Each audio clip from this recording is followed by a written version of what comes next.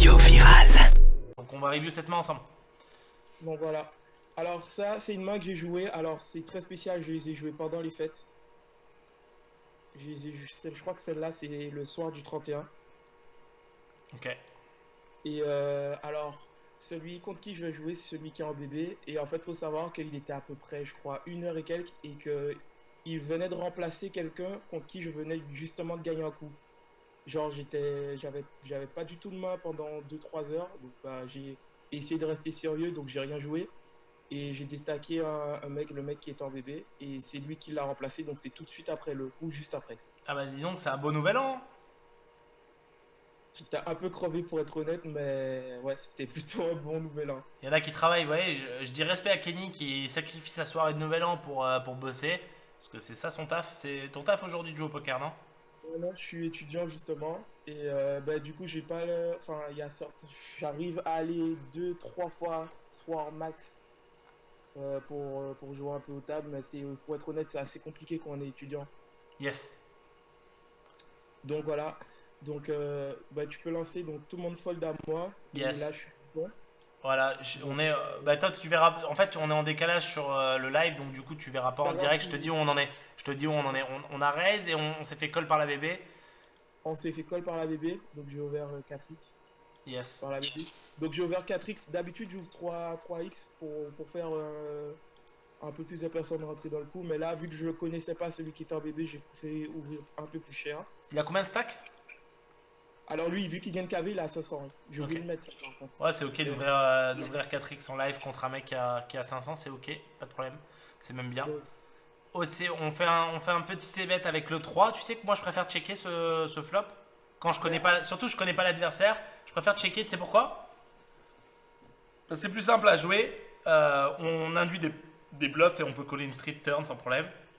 Les mecs en plus ils Ouais. s'arrêtent de bluffer river souvent. Et donc, du coup, justement, ouais, alors, pour vas-y. ma première question, en fait, quand j'ai revu cette main-là, je me suis dit que j'avais fait une connerie en soi. Parce que je me suis dit que je fais rentrer un coup, certes, où je fais grossir pardon, un pot où je suis en position, certes, mais au final, j'ai comme middle pair. Et Bottom pair, t'as bottom pair. Bottom pair, pardon. Et si on prend en compte le fait, en fait, je me dis, si je mise quoi pour value? Si je value contre quoi? Contre rien. Et si je mise pour bluffer, qu'est-ce que je fais folder? Ouais, en fait, tu mises pour value contre Autoras quand même, mais Ouais, bloques voilà. tu bloques un peu des Autoras. Le truc, c'est que tu vises pour value contre des draws, mais les draws, ils ont une très bonne équité contre toi. Donc, il n'y a pas beaucoup. Ouais. Et T'es d'accord avec moi sur le flow? je fais même pas folder, je pense, deux overpairs of suit. Genre, je fais pas fold, genre valet 10, dame valet, roi valet, ces mains-là. Je les fais pas fold. Je pense même pas que je fais fold les petits connecteurs ou les pocket pairs. Genre paire de 4, paire de 5. Ah non, paire de 4, jamais, jamais, jamais tu fais fold, paire de 4, paire de 5. Mais Jamais. non, mais Dame Valet, il va sûrement fold. Mais quand bien même il colle, bah t'es content s'il colle, enfin t'es pas mécontent. Moi j'aurais c-bet 15 pour faire payer toutes les deux overs en fait. Genre roi-dame, dame-valet, valet 10, Ouais, pourquoi tu 10 veux, et 9. pourquoi tu veux rentabiliser sur ça? Mais Bah, par pour exemple, faire. si En il fait, a c'est un il petit a- peu un bet en value et slash protection. Ouais, ouais. Ouais. Mais pas cher hein, du coup. Un tiers pot, vraiment, c'est genre j'aurais Ouais, fait c'est 15 ce en qu'il a, fait. c'est ce qu'il a fait à peu près. J'aurais fait le même play moi. Mais si on prend la population, si on connaît le joueur, en fait, quelle adaptation on peut faire? Si je sais que c'est un règle, c'est ok de check par exemple, ou si c'est un fiche, est-ce que c'est ok de. Enfin, si c'est un reg, t'es obligé de check. T'es obligé de check cette main si c'est un reg. Il peut check raise bluff et tout, il va te faire folder ton équité. Tu peux pas te permettre de miser cette main. En plus, les règles en live, ils ont tendance à under bluff, c'est-à-dire qu'ils bluffent moins souvent que s'ils étaient online. Et donc, du coup, tu te feras moins attaquer turn et river sur deux streets en bluff. Donc, tu peux checker en étant serein. Contre un fiche, je fais la même chose parce que ils ont tendance à pas bluffer assez souvent turn et river, donc c'est assez facile à jouer. Du coup, j'ai pas spécialement envie de faire grossir le pot, mais je suis d'accord, si on fait un sizing, c'est petit, c'est ce que vous avez fait. Honnêtement, je trouve que check a plus de mérite. Pourquoi? Parce que les mecs tentent souvent un bluff une street quand tu check. Tu check, ils vont tenter un stab les fiches comme ça à la turn. Et en fait, tu vas coller le stab tout le temps avec ton 3. Et river, il va abandonner. Et tu prendras un gros pot en fait, que tu prends pas quand tu check pas. Parce que quand tu check pas, enfin quand tu mises, il fold ses overs. Ce qui est pas dégueulasse en soi, hein. Tu prends un pot tout de suite, tu fais folder 12% d'équité d'ici la turn. Mais j'aime bien checker. Quand il recheck, je mise petit par contre. Je fais ce sizing quand il recheck la turn. Parce que je sais qu'il ne me fera pas river. Si ça fait check-check, flop, et qu'il recheck turn, je sais qu'il bluffera pas river. Les mecs prennent pas un stab river. Donc du coup, j'ai aucun intérêt à check back mon 3 qui est la meilleure main. Si recheck turn, mon 3 est la meilleure main, du coup, je mets un tiers pot. Tu vois ce que je veux dire? D'accord, je vois. Et en fait, tu connais pas le profil, il vient d'arriver, donc c'est encore plus un check parce qu'il vient d'arriver. C'est encore plus un check parce qu'il peut check raise, tu sais pas, le gars, ça se trouve, c'est un fiche, il check raise parce que Mais tu fais petit. justement, sur le coup, j'ai eu la réflexion inverse. Je me suis dit que genre il vient d'arriver et il va pas vouloir me faire sur enfin si je sais mettre, il va pas vouloir float ou quelque chose comme ça. Si je sais mettre, donc je fais surtout ça pour qu'il puisse fold en fait. Je voulais prendre le voler pot direct. Mais essaye pas de voler le pot direct quand t'as une main qui est aussi forte. Tu t'en fous de voler le pot direct avec cette main, t'as besoin de voler le pot direct avec des mains plus faibles que ça. Là, on n'est pas en train de voler. Si on bet, c'est pour value. Hein. Si on bet, c'est pour value protection en plus, ouais. Te dis, ouais, c'est vraiment pour value protection, on bet pas pour bluff ici.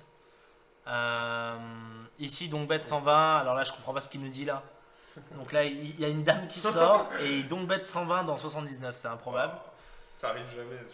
Bah en fait là j'ai envie de te dire, tu sais quoi, moi je les laisse tranquilles en fait dans ces cas-là, je me cherche pas à me compliquer la vie, mais en fait j'ai envie de te dire ils ont dame 7, dame 6, c'est les seules mains qui font du sens, c'est les mains qui ont connecté avec la dame turn tu vois. Dame 10 de cœur, dame valet de Ouais cœur. ouais les fiches parfois dame valet de cœur ils se sont poussés les ailes, ils se disent ouais maintenant j'ai la dame plus les cœurs, mais tu vois dame 7, dame 6 aussi tu sais genre deux paires, qui a un rapport avec la dame, faut que ça ait un rapport avec la dame pour qu'ils puissent faire un sizing aussi gros. Honnêtement, je cherche pas à comprendre. J'ai le 3, j'ai pas d'équité. Le mec mise plus que le pot, je me barre. Je le fold, tu vois. Si t'as fait autre chose, je suis pas d'accord. C'est se compliquer la tâche là ici.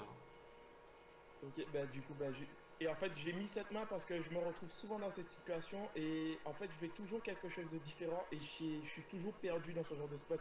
En fait, les spots où je me retrouve avec un troisième ou quatrième paire à la turn, bah, je me dis au final, bah, quand je sais pas quoi faire, je préfère fold. Et cette fois-là, en fait, j'ai call. Du coup, je fold un peu. Ouais, call. C'est ultra. Et la river, bah du coup, si je suis ton raisonnement, je colle encore river parce que rien n'est rentré, il n'y a aucun draw qui est rentré. Mais honnêtement, bon, il a checké river, donc là, je suis content. Là, quand il check river, là, on a gagné, là, pour le coup. Normalement, on a gagné. Parce que, quelle main donc là, on check back et on show dans notre main. Voilà, et il a mucké. Il a mucké, il avait un tirage a priori couleur. Un tirage au cœur. Voilà. Le truc, c'est que ce qui s'est passé, c'est que tu as collé bien trop cher turn dans le noir total. Parce que tu sais pas si soit il a un gros tirage et auquel cas il a une équité de dingue, soit il a fait deux paires. Et ça sera plus souvent le cas, je te jure. Les mecs, ils overbet plus quand ils ont fait deux paires que quand ils ont tirage. Donc, il a fait deux paires dame 7, dame 6, où il a dame X de cœur et là, t'es crush total. T'as vraiment pas la main pour. Tu peux pas continuer dans ce coup-là. Je veux dire, si t'as une dame, tu peux coller. Parce que tu bloques quand même une bonne partie de ces deux paires. Et je suis pas content avec une dame, mais je colle. Mais avec un 3, un 7, un 6, un paire de 8, paire de 9, paire de 10, paire de valet, je fold. Si dans ce cas-là, j'ai As-3 avec l'As de cœur, c'est pareil, c'est la même situation. Pareil. Ouais, c'est pareil. C'est pareil, parce que l'As de cœur, c'est que tu bloques que quelques cœurs chez lui. Alors qu'il peut avoir 8 et 9, 9 et 10 de cœur. Enfin, il peut avoir n'importe quel cœur. Ou presque. Du coup, non, l'As de cœur, ça change rien que t'es l'As de cœur. Vraiment, ça change que dalle. Il y a un peu moins souvent les cœurs, quoi. Donc c'est encore plus un fold en théorie, mais de toute façon c'est un fold déjà As-3 de trèfle, mais avec As de cœur c'est encore plus un fold. Tu vois ce que je veux dire? Si t'as l'As de cœur, il a moins souvent les cœurs, donc du coup c'est encore plus un fold. Ok. Ok. C'est bien Kenny.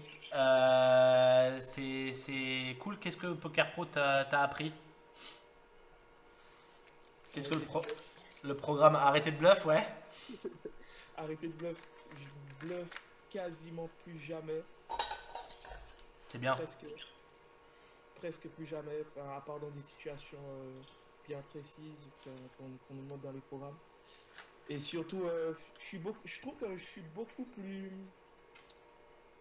comment dire. En fait, la semaine 2, elle est beaucoup basée sur le mental et ça nous apprend à se connaître soi-même, je trouve. Parce Ouais. que c'est bien d'être bon techniquement, mais au final, si on ne sait pas gérer soi-même, si on sait pas, on se connaît pas, on ne sait pas comment gérer ses sessions, comment bien arriver aux tables, quand on se sent bien pour grind, etc. Mais au final, on n'est pas efficace, on perd du temps et au final, on perd de l'argent en fait. C'est ça. Donc, les clubs, c'est bien, ça t'apporte des côtés techniques, ça t'apprend comment gérer ton tracker, comment profiler les gens, etc., etc. Mais je pense que la partie mentale, la macro-gestion, comme tu aimes bien l'appeler, c'est super important. Enfin, je sais pas, j'avais du mal à mettre 16 tables. Maintenant, enfin, 16 tables, c'est facile avec du clic droit. Enfin, il y a plein de trucs que tu nous apprends dans ça et je trouve que c'est super complet. Mais là, la prochaine étape, maintenant, je veux récupérer le club élite. Là. Ça marche. Et demain, tu seras là à la conférence qu'on donne avec Sirflo? Parce que je te dis, c'est pour toi. Hein. C'est typiquement pour ce genre de profil de joueur. Bon, toi, tu es déjà très avancé, mais ouais, tu vas kiffer, tu vas grave kiffer. Tu vas grave kiffer. Donc voilà, bah merci Kenny d'être venu, d'avoir témoigné et avec grand plaisir. Hésite pas, à chaque fois que je fais un live, t'hésites pas. Hein. C'est pas parce que t'es passé une fois que t'as plus le droit. Au contraire, hein. Moi je veux que tu passes à chaque fois. Hein. T'hésites pas, tu nous appelles, tu nous montres des mains.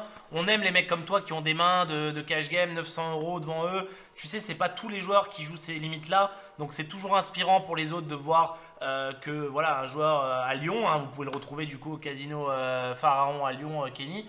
De voir des joueurs qui jouent ces limites-là 2-3 fois par semaine, c'est agréable. Donc n'hésite pas à venir la prochaine fois avec d'autres mains encore et je serai très content de te les review et te donner des astuces au passage et voir si c'est bien, si c'est moins bien. Et voilà. Ok, ben, merci, bon courage à toi. Ciao mon Kenny, Ciao. on t'embrasse. Avec Flo, on t'embrasse. Ciao, ciao. Ciao. Ciao.